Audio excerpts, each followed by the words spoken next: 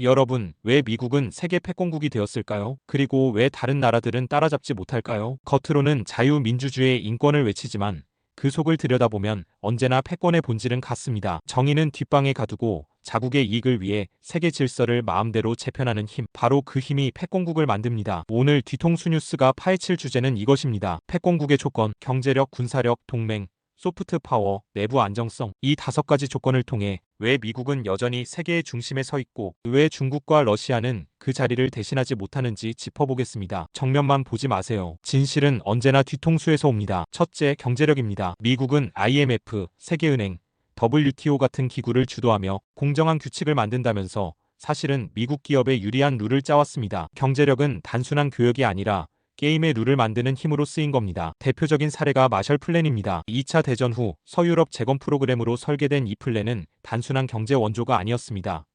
원조라는 이름으로 막대한 자금을 쏟아부으며 서유럽 국가들을 미국 편에 묶어내는 전략적 도구였던 것입니다. 오늘날 IRA 보조금이나 반도체 장비 수출 규제도 똑같습니다. 시장 논리를 앞세우지만 실제로는 자국 산업 보호와 패권 유지 수단이죠. 기후 규제 문제도 마찬가지입니다. 다른 나라들이 미래 비용을 감수하면서까지 탄소 감축에 나설 때 미국은 늘 계산기를 두드리며 자국 산업 경쟁력과 주식 시장을 우선합니다. 겉으로는 친환경을 내세우지만 실제로는 돈이 되는 방향으로만 움직이는 것. 이것이 바로 미국식 패권의 방식입니다. 그렇다면 중국과 러시아는 어떨까요? 중국은 세계 2위 경제대국으로 성장했지만 여전히 달러 패권에 종속된 구조입니다. 위안화는 국제결제 비중이 3%도 안 되고 경제는 수출 의존도가 높습니다. 부동산 부실, 청년 실업, 고령화라는 구조적 문제도 큽니다. 러시아는 천연가스와 원유 같은 자원 수출 의존 경제라서 제재 한 번이면 치명타를 입습니다. 첨단 산업, 금융, 글로벌 시장 지배력은 미국과 비교조차 되지 않습니다. 결론적으로 미국은 경제력을 세계 질서의 룰을 짜는 힘으로 활용했지만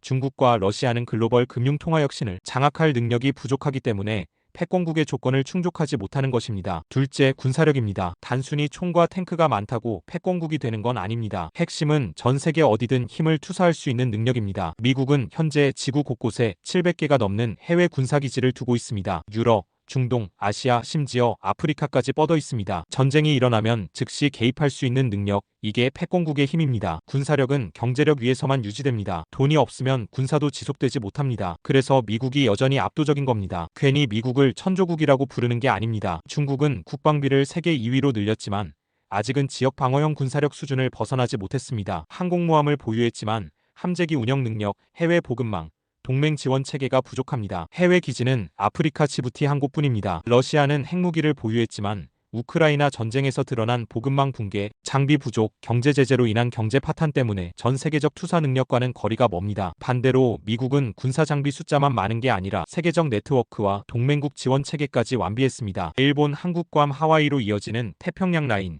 독일 이탈리아를 거점으로 한 유럽 라인, 중동 걸프 기지와 아프리카 기지까지, 이 시스템 덕분에 미국은 전 세계 어디서든 전쟁을 개시할 수 있는 유일한 국가가 된 것입니다. 결론적으로 중국과 러시아의 군사력은 강대국 수준일 수는 있어도 글로벌 네트워크까지 확보한 패권국 군사력은 되지 못합니다. 셋째, 동맹과 네트워크입니다. 패권은 혼자만 강해서는 유지할 수 없습니다. 반드시 동맹이 필요합니다. 미국은 나토를 통해 유럽을, 한미일 협력을 통해 동북아를, 걸프 동맹을 통해 중동을 장악했습니다. 이런 다층적 동맹망은 단순한 안보 협력 이상의 의미를 가집니다. 미국이 군사적 경제적 영향력을 전 세계로 확대하는 증폭 장치였던 겁니다. 반대로 러시아는 벨라루스를 빼면 사실상 고립 상태입니다. 옛 소련 시절에는 바르샤바 조약기구라는 블록을 거느렸지만 지금은 아르메니아조차 등을 돌렸습니다. 중국도 러시아와 협력하지만 진정한 동맹이라기보다는 이해관계에 따른 느슨한 연대일 뿐입니다. 중국은 1대1로를 내세워 아시아, 아프리카, 유럽을 잇는 경제권을 만들려 했습니다. 그러나 실제로는 부채 함정 외교라는 반발이 일었고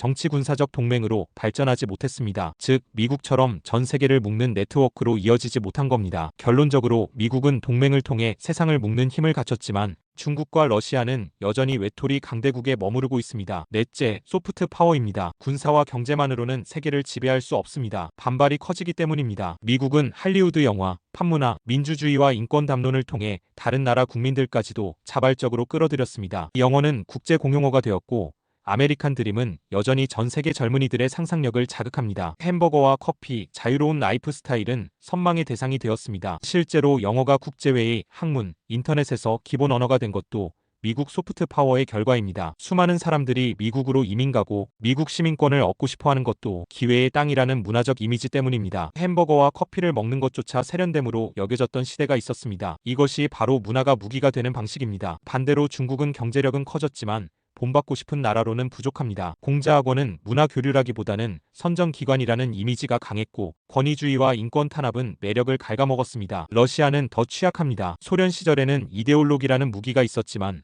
지금은 푸틴 체제의 권위주의와 전쟁 이미지 때문에 오히려 본받고 싶지 않은 나라가 되었습니다. 결론적으로 미국은 마음을 얻는 힘까지 장악했지만 중국과 러시아는 여전히 사람들을 끌어당기는 매력에서 한참 뒤처져 있습니다. 다섯째, 내부 안정성입니다. 아무리 경제와 군사가 강해도 내부가 무너지면 패권을 유지할 수 없습니다. 미국은 정치적 갈등과 사회적 분열이 심하지만 제도와 시스템은 여전히 작동하고 있습니다. 위기가 닥쳐도 스스로를 복원할 수 있는 힘, 이게 바로 미국 내부의 강점입니다. 예를 들어 대선에서 선거 불복 사태가 벌어지더라도 법원과 의회가 개입해 절차를 이어갑니다. 경제 위기가 터지면 연준과 재무부가 신속히 대응해 금융 시스템을 안정시킵니다. 언론이 극단적으로 양분돼 있어도 동시에 다양한 목소리가 존재하기 때문에 한쪽이 완전히 지배하지 못합니다. 이런 다층적 장치들이 충돌하면서도 균형을 유지하는 겁니다. 즉 혼란과 갈등이 없는 게 안정이 아니라 혼란 속에서도 무너지지 않고 되살아나는 회복력. 이것이 미국의 진짜 내부 안정성입니다. 반면 중국은 일당 독재가 안정성을 보장하는 듯 보이지만 사실은 사회 불만을 억눌러 가리는 방식일 뿐입니다. 청년 실업, 고령화, 부동산 거품 붕괴 같은 구조적 문제는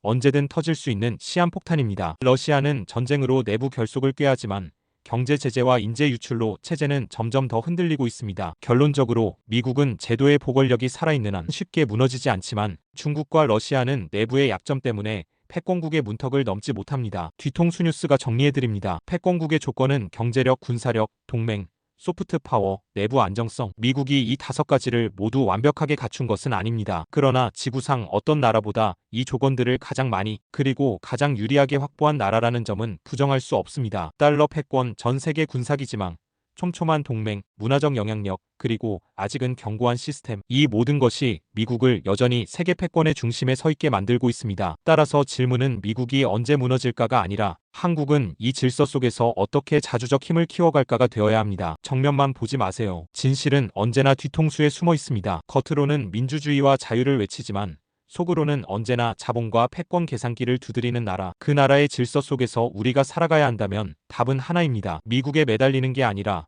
우리 스스로 힘과 자주적 역량을 키워서 미국이 함부로 건드리지 못하는 나라가 되는 것. 이것이 뒤통수 뉴스가 전하는 중요한 메시지입니다. 뒤통수 뉴스였습니다.